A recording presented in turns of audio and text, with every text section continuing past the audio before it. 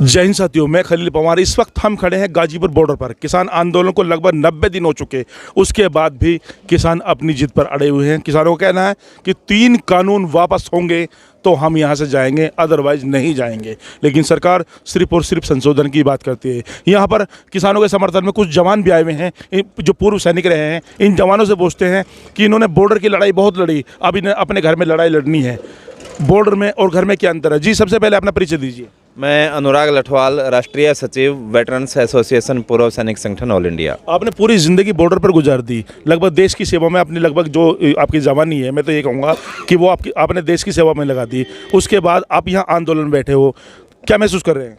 जी बिल्कुल, बहुत बढ़िया महसूस कर रहे हैं, क्योंकि ये हमारा फ़र्ज़ बनता है। जहाँ न्याय और अन्याय की जो लड़ाई है उसके बीच में हम बैठे हैं। हम सरकार को भी देख रहे हैं और किसानों को भी देख रहे हैं, लेकिन किसान अपने हकों के लिए बैठे हैं।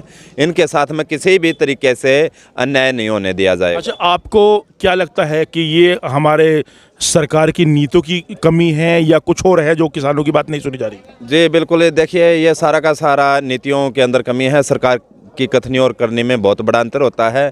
जब वोट लेने आते हैं तो ये कुछ और होते हैं और उसके बाद में कुछ और हो जाते हैं। इनका इलाज ज़रूरी है, कुछ व्यवस्था ज़रूरी है, जिसको हमारे शहीद भगत सिंह जी ने भी ये बात लाहौर जेल में कही थी। लास्ट नाइट जब वो थे, लास्ट जब फांसी का उनको सज़ा हुई थी, उन्होंने कहा था कि राइट टू रिकॉल की व्यवस्था होनी चाहिए। राजनीति के अंदर राइट टू रिकॉल होता है, जो भी कर्मचारी, अधिकारी और नेता अगर अपने काम में सही नहीं पाया जाता है तो 2 घंटे के अंदर उसको हम बाहर कर सकते हैं सिस्टम से। जनता अगर पूर्व सैनिकों को मौका राजनीति में आने का दे तो उसके बारे में क्या कहेंगे?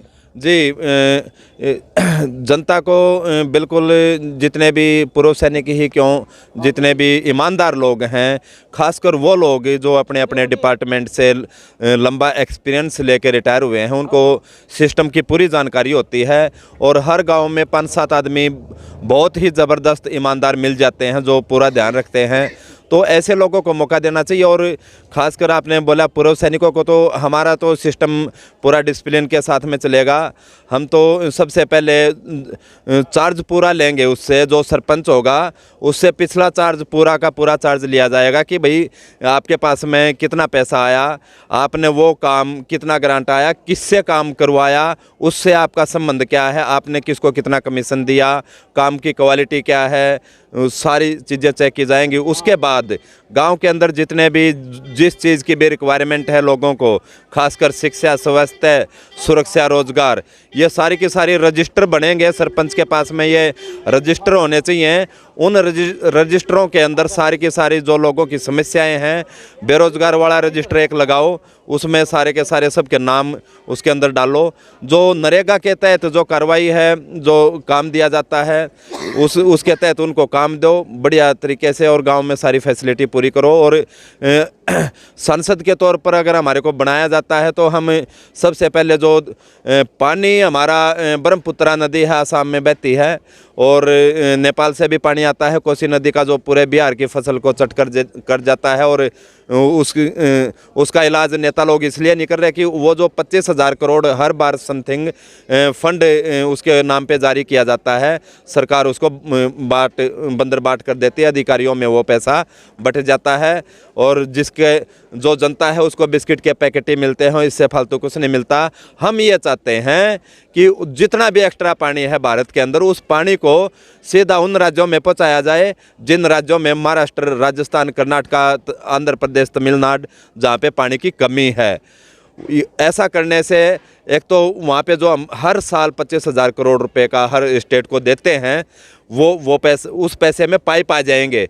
जिन पाइपों के रास्ते से, जैसे अभी हम अफ़गानिस्तान से, इराक से तेल लेते हैं, और वो तेल सीधा पाइप लाइन के थ्रू ही हमारी मोटरसाइकिल की टंकी तक पहुंचने की व्यवस्था है, पेट्रोल की, है कि नहीं है? तो यही व्यवस्था हम ये चाहते हैं कि सीधा ब्रह्मपुत्र नदी का या फिर बाढ़ का जो पानी है वो पूरा का पूरा पाइप के रास्ते सीधा राजस्थान पहुँचे और किसानों को मिले पानी। उसके बाद ये पानी है, पानी का मैटर। उसके बाद दूसरी चीज़ हम क्या चाहते हैं? दूसरी चीज़ हम चाहते हैं जंगलों के अंदर फलों के पेड़, नदियों के किनारे फलों के पेड़ और रोड के किनारे और जितने भी पार्क हैं देश के अंदर, सभी के अंदर फलों के पेड़ लगाने का कार्य है तत्काल शुरू कर देना चाहिए, ताकि हर आदमी की जो हेल्थ है वो सही रहे। और जो नशा है, नशा हर प्रकार का, अगर हमारे को सरपंच, मान लो सरपंच ही बना दिया, तो गांव के अंदर किसी भी प्रकार का नशा अगर बिक्री हो गया तो उस बंदे का बायकाट कर दिया जाएगा पंचायत को बुला के, बिल्कुल सरेआम। आजकल सरपंच क्या करते हैं, सरपंच खुद दारू पीते हैं, गांजा पीते हैं, क्या करेंगे सरपंच? कुछ नहीं करेंगे। तो नशे को दूर कर देंगे हम।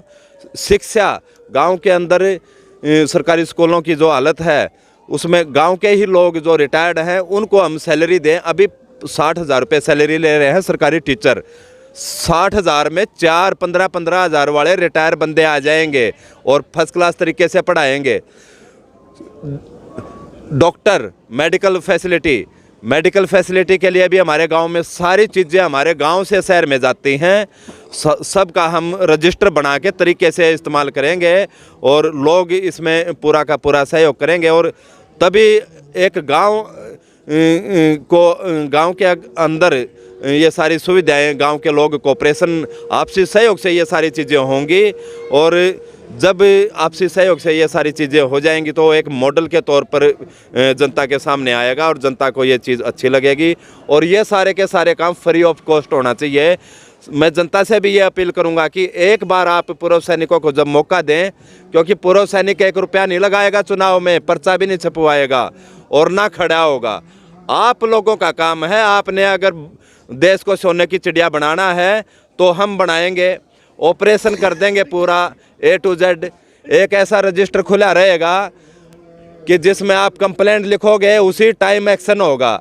और रही बात ऊपर के नेता मंत्रियों की, गांव के अंदर पूछ के घुसेंगे। वो जितना भी ग्रांट आएगा उस ग्रांट को जनता के बीच में ले जाके बताया जाएगा कि जी ये पैसा आया है, बताओ अभी कौन इस पैसे को सस्ते में, इस काम को इतना पैसा आया है, इस काम के लिए आया है, और कौन बंदा है जो सस्ते में इस काम को करेगा और बढ़िया तरीके से करेगा। आखिरी सवाल आपसे ये है कि लगभग अगर हेड कांस्टेबल या एक पियोन का भी जॉब चाहिए तो उसके लिए भी क्वालिफिकेशन तय है जी, ठीक है, उसके लिए भी क्वालिफिकेशन तय है। क्या हमारे देश में ऐसा होना चाहिए कि पॉलिटिक्स में आने से पहले क्वालिफिकेशन की रिक्वायरमेंट होनी चाहिए? जी बिल्कुल।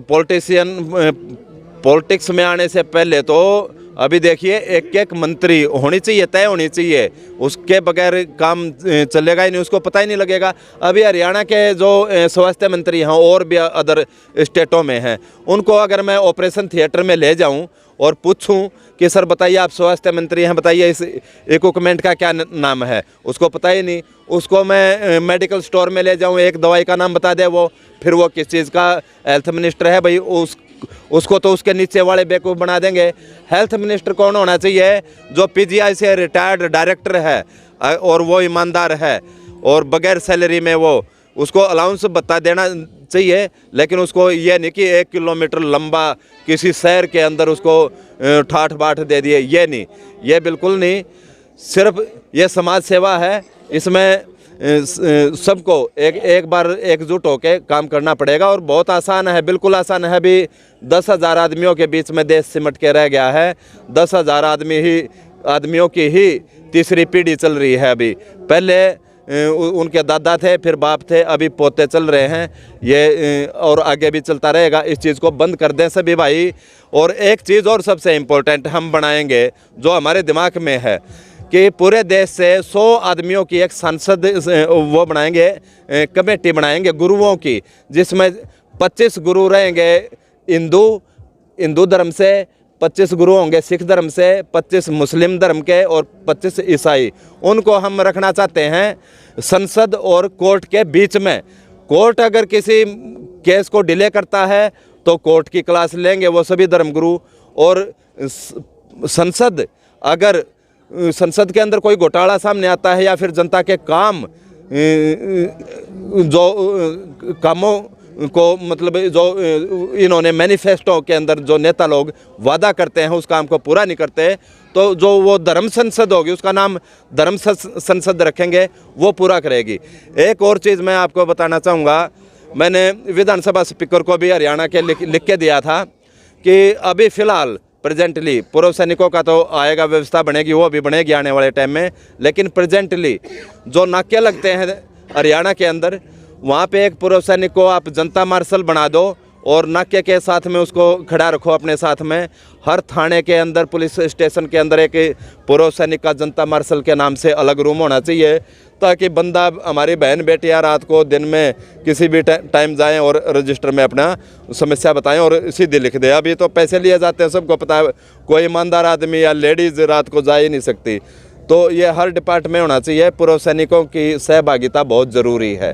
जब तक पूर्व सैनिकों का इस्तेमाल नहीं लेंगे हम, जब तक देश का सुधार नहीं होने वाला, बिल्कुल भी नहीं होगा, किसी भी कीमत पे नहीं होने वाला है। देखिए, आपने देखा कि हर इंसान अपने अपने विचार रखता है। इस किसान आंदोलन में किसान अपने विचार रखे हैं, ये सैनिक अपने विचार रख रहे हैं। सैनिकों का कहना है जब एक पियोन के लिए क्वालिफिकेशन तय है तो जो देश चला रहे हैं उनके लिए भी क्वालिफिकेशन तय होनी चाहिए। इन सैनिकों का कहना है कि जब एक कोई किसी पर एक छोटा मोटा केस है, उसको गवर्नमेंट जॉब नहीं मिलती, तो एक जिस पर बहुत सारे केस है उसको तो हाथ में पूरी गवर्नमेंट दी जाती है। तो सबसे पहले उसका कैरेक्टर सर्टिफिकेट और क्वालिफिकेशन गवर्नमेंट के लिए भी होनी चाहिए। इस किसान आंदोलन में लगभग हर तरह के, हर वर्ग के, हर धर्म के लोग यहाँ जुड़े हुए हैं। यहाँ कोई हिंदू नहीं है, यहाँ कोई मुसलमान नहीं है, ये सब भारतीय किसान हैं। ये सब लोग अपनी एक डिमांड, अपनी एक मांग रखकर यहाँ बैठे हुए हैं कि तीनों कानून वापस होने चाहिए, लेकिन सरकार गहरी नींद में सोई हुई है। ये सरकार इनकी पुकार कब तक सुनती है? कैमरामैन मोहम्मद राहत के साथ मैं खलील पंवार, दिल्ली न्यूज़, गाजियाबाद।